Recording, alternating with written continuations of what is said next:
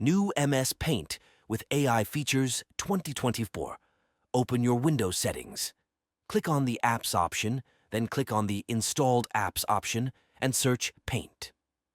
Now uninstall old Windows Paint.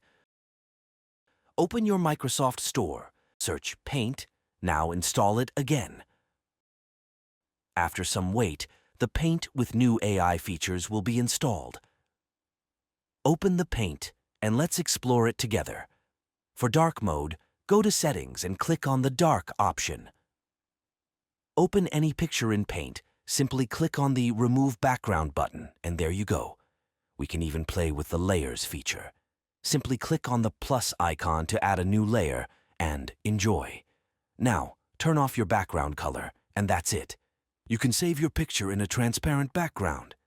This is the most awaited feature, maybe.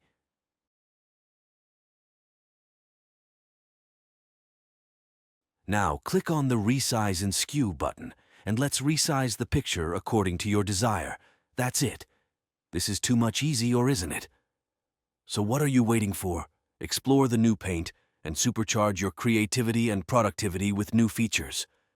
Follow for more updates.